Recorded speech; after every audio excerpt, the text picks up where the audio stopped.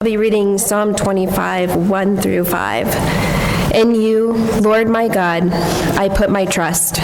I trust in you. Do not let me be put to shame, nor let my enemies triumph over me. No one who hopes in you will ever be put to shame, but shame will come on those who are treacherous without cause. Show me your ways, Lord. Teach me your paths.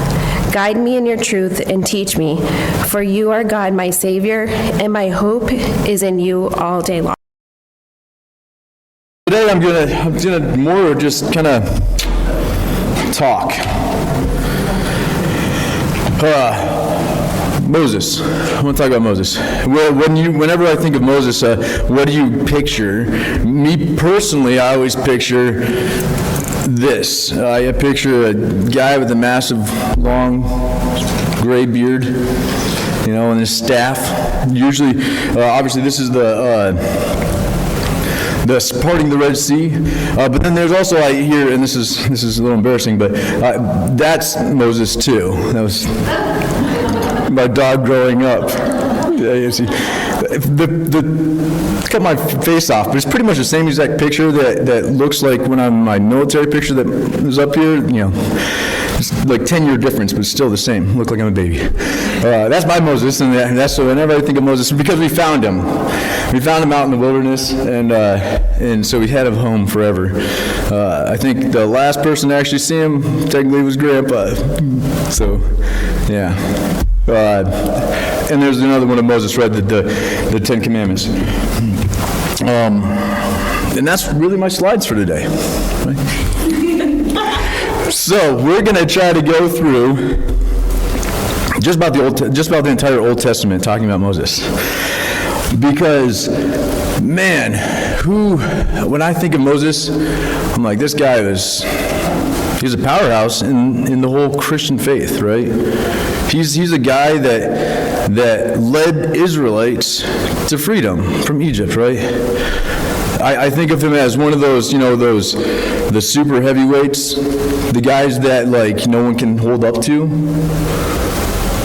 But if we actually look at Moses, he was flawed, very flawed. And it's actually a really good opportunity for us to see how God can use someone like Moses. How can he use someone like us, right? And that's really what we want to look at throughout Moses. So we start off with the normal story that everybody knows. He's born. The king's Herod's trying to kill everybody, so he's born. He gets put in a wicker basket. He's set in the reeds by the river. The Pharaoh's daughter, Pharaoh's daughter, he finds him, and while his sister is standing nearby, she comes and asks the Pharaoh's daughter, do you need a Hebrew to nurse him? So she ends up going and getting Moses' mom, who gets that opportunity to nurse him to health. And then right after that, after he gets grown enough, he gets weaned off, he is now thrown right back into Pharaoh's daughter's house. And he is now technically like an Egyptian. He is now a Hebrew living an Egyptian life, right? He is now a prince instantaneously. The first thing we see from him again is he's torn, obviously. He's conflicted. He's walking along one day and he sees an Egyptian beating down a Hebrew, one of his actual people, right? And so he kills him. He murders him right there. He murders the Egyptian, buries him in the sand. Hopes no one knows, no one sees. So a few days later, he's walking along, he sees two Hebrews that are fighting. He tries to break them up, and they say, why? Are you going to kill us too? So now he's afraid because someone knows he killed somebody, and he's afraid that both sides, the Egyptians and the Hebrews, are out to get him. So he flees. He works for his father-in-law for a long time, feeding his sheep. Gets married, has a couple kids, and then all of a sudden, the second story that most people know about is the burning bush. He's out there feeding the sheep. He's shepherding the sheep out there in the fields, and the bush catches fire, and it's God talking to him. Now, of course, he starts walking up to it because I think that's pretty amazing. I mean, like, we were talking about these guys last night, all day yesterday, starting fires. And fire is a big emphasis, especially in a cold camp out. And so that's amazing. You got this burning bush that's not being consumed, right? It's not burning up, it's just staying burning. So he starts walking, God calls out to Moses, he's like, what? He walks over there, and God stops him and immediately says, take off your sandals, you're on holy ground, right? So now we have a first encounter with God and Moses, and he says, I need you to free my people. And he says, who am I? Who am I? So let's look at this now. He's been rejected from technically his people, the Hebrews, right, the Israelites. He's now been rejected from his adopted family, the Egyptians, right? And everybody's out to kill him.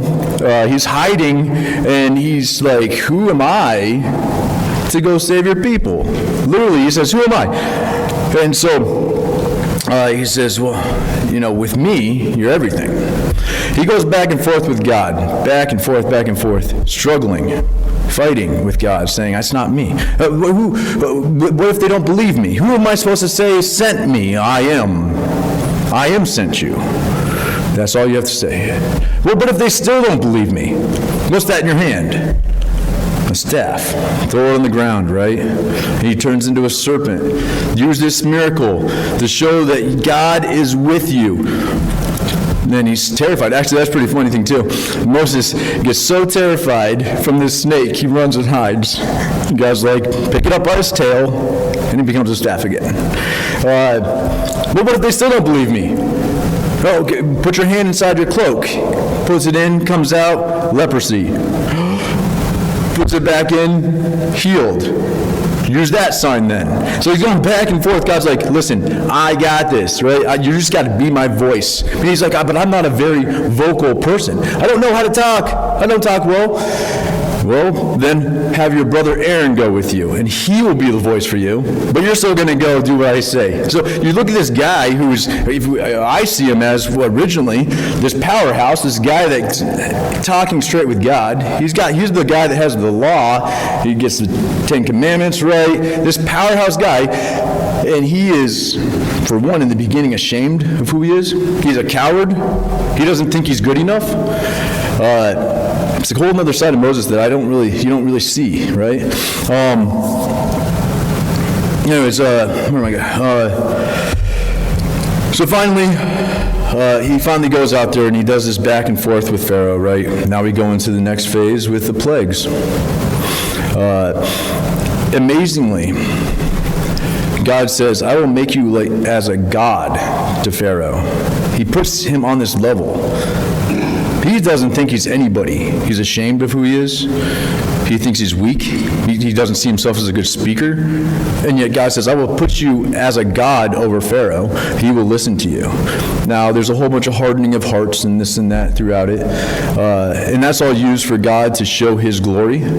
He says, if you just said, hey, if Moses would have walked in there and said, let my people go, and Pharaoh's like, sounds good, I don't really need any more slaves. Just you guys can go. The story would be pointless, right? We don't see God's glory being worked. We don't see his strength in the situation, his power in the situation. So instead, he has this back and forth with Pharaoh. Ultimately, to the end, that's where we get to the Passover. The final plague is the death of the firstborn, and it's all the Israelites are saved, but the death of the firstborn of everything, animals and humans and everything, all the Egyptians, they all die, and that's when they finally let him out. You think at this point in time, it's actually interesting, because if you read through those plagues, Aaron is doing a lot of them. Moses is instructing Aaron. God's instructing Moses. Moses is instructing Aaron to lift his staff up and have the locusts come. And by the end of it, Moses is doing it. He actually isn't instructing Aaron anymore. So now he's getting a little more confidence, right? So he's now becoming this guy like, God's like, see, I told you, listen, like, I've now cast, I've made the water blood, I have all these plagues coming around, and so now he's kind of like, okay, I got this. I can actually do something with this. He gets cast out, right? So finally they throw out to the wilderness. he is now the person that gets attacked for anything and everything. Right? Keegan is right now our first officer. Last year it was Kyle. And so when they're out there in this cold and people are not moving as fast as they should and doing, who gets the blame? It's always the leader, right? And it's nice, it would be nice to like point to the slow guy, but it's not. It's the leader's fault, right? So when these guys get out there and they start wandering around the wilderness, they start getting disgruntled. They start getting angry, right? And Moses is getting more and more frustrated with them. He finally goes to the top of the mountain and gets the Ten Commandments. Now, granted, throughout the time, every time something happens, they say, why did you bring us out here? So we could die? Aren't there enough graves in Egypt? Why do you have to bring us out to the wilderness to die? Before the Ten Commandments, though, we have the Red Sea, right? The parting of the Red Sea. So this is as the Egyptians are riding up in all their chariots, the top chariots, their top leaders, officers are coming after them because Pharaoh changes his mind yet again. And so God says, Moses, split the Red Sea. Holds his hands up, they walk across, and then all the Egyptians. And this is awesome, another thing too. It shows God's hand in this whole thing. Even as a kid, I didn't even think about the concept of this, but the chariots are flying into the center of the sea. The Israelites are passing through it, and God binds up the wheels of their chariots so they can't move, so he kills them all. That's powerful. That's powerful. And they're terrified. It even says the officers are like, whoa, God is trying to kill us. Let's get out of here. But they couldn't. So God just killed them all. Then a short while later, you got the people grumbling again. So now we go up to the mountain. And they had forgotten somehow what he just did with the Red Sea. They figured out he's getting these huge rules and lists of rules, and he was gone a little too long for them, so they make a golden calf, an idol. They went back to the rituals of what they found out in Egypt, right? God gets angry and says, hey, no, Moses, you need to go back down. They're doing some bad stuff down there, go back down. God says, I'm going to just kill them all. So now Moses is pleading for their life, and he's like, fine, I'll save them. Moses said, God listens to what Moses is asking him. And so, come on, some of this that fighting with God to say, listen, I don't think you want to do that. I think the better option would be to save him. So now he's got this voice, and now he's confident, right? As he walks down, he sees the golden calf. He's enraged and throws the Ten Commandments down and breaks them, right? Now, granted, this Ten Commandments, this is the only time in Scripture that it says that God physically did something, right? He, with his finger, etched the Ten Commandments on the tablets. That's insane. This is a big deal, a real big deal. And he breaks them right there out of rage. Throughout the entire time, we find him angry, enraged. Now he is confident now, but so much to the point that he can't control his anger. In the end, to kind of skip ahead a little bit, in the end, he doesn't get to go to the promised land because of his anger issues. That sucks. So if we already, again, let's see what kind of human is he? Like a real human, right? Some of us. He's an angry person. He's ashamed of what he's done in his past, but now he's got some confidence because God's backing him. He goes down and rebukes the people for the golden calf. He melts everything down into ash, pours it in the water, and makes the Israelites drink it all. So they drink the golden calf ash. And yeah, as a punishment. Then he's got to go back up and get in more Ten Commandments made again. I wonder what the first ones are. Like the original ones. Those are probably worth like a couple bucks at least. $1 billion or so, a little square.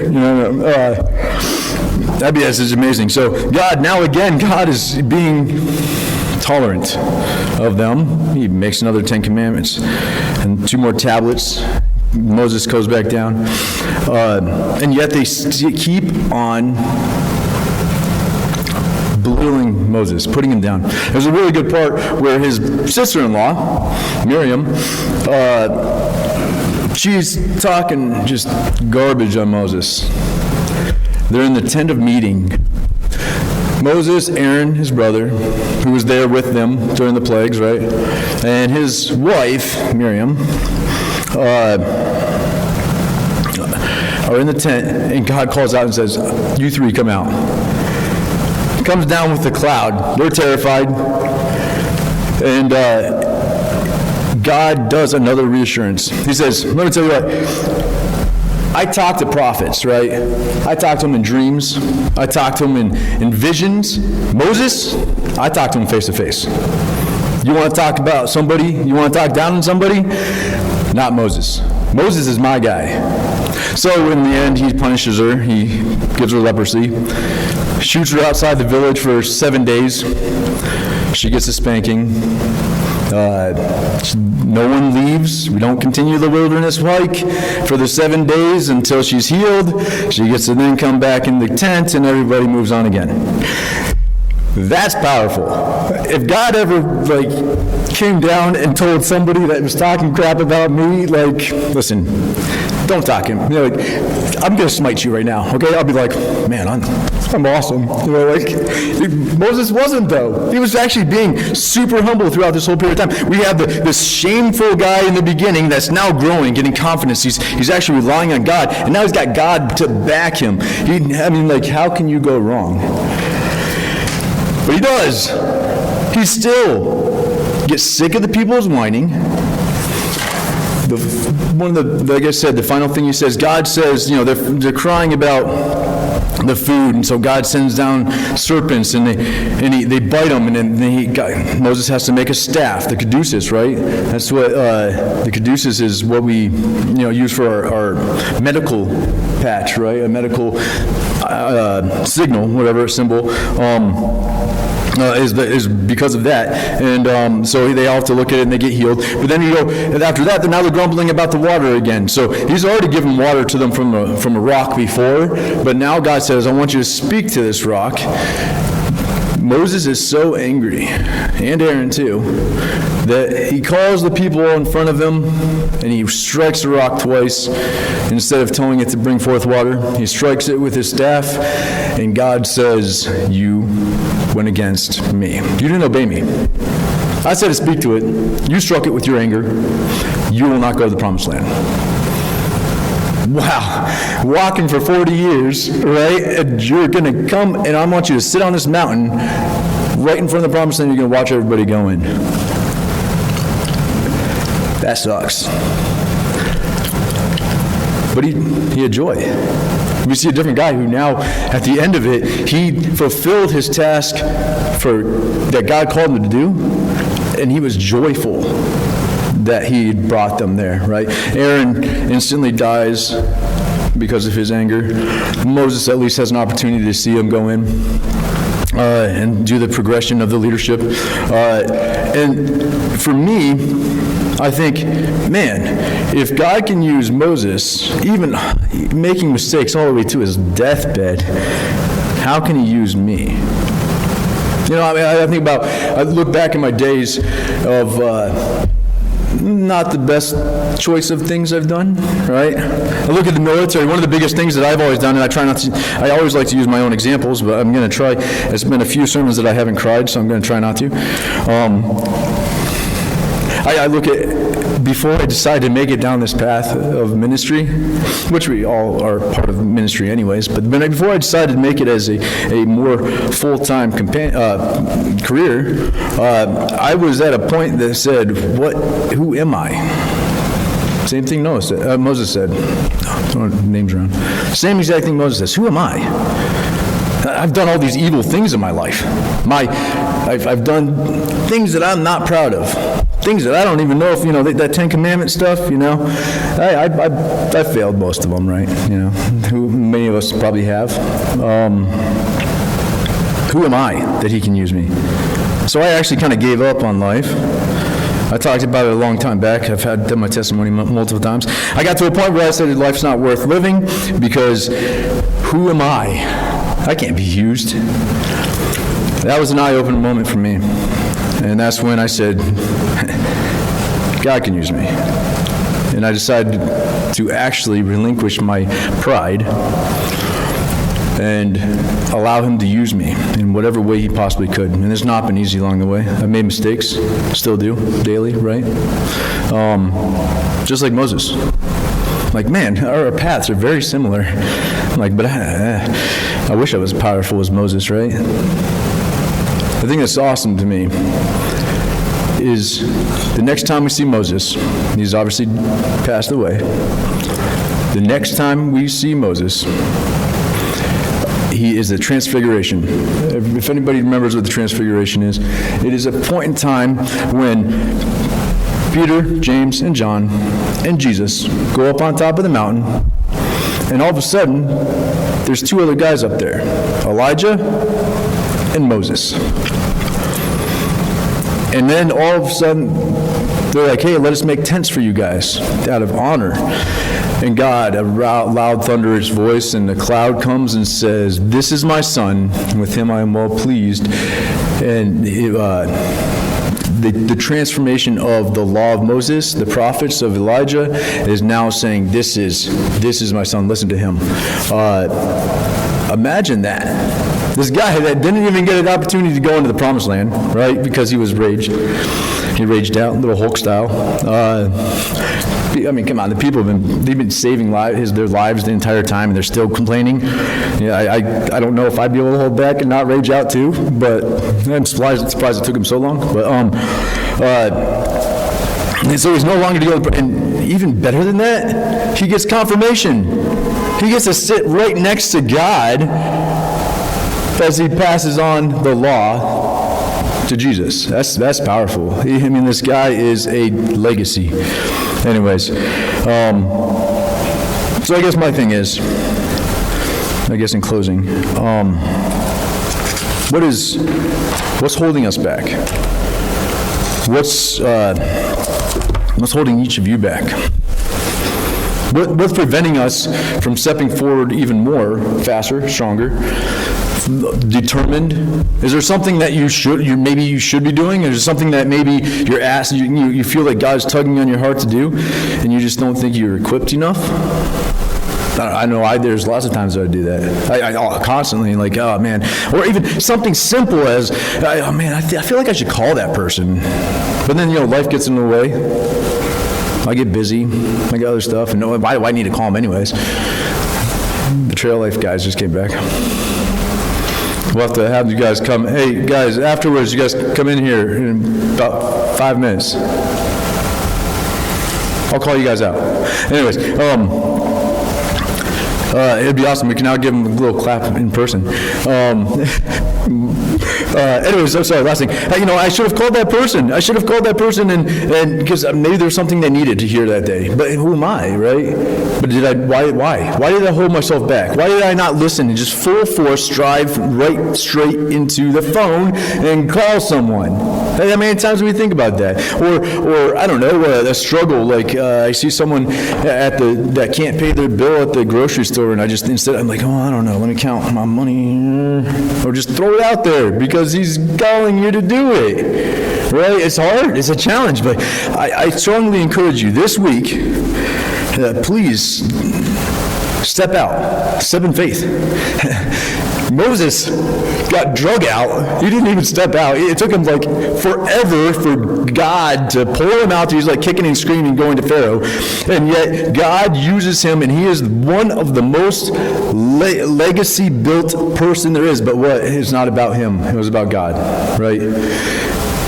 If he can do that with a guy that goes from a murderer, uses a murderer, to then ultimately create the kingdom of God, man, he can use me in some way. See, what the heck is that? And these guys right here, they learned that this weekend, so you want to grab them out here? We all talked about it already, but I would love to give them a congratulations right now. I'm going to close it with that.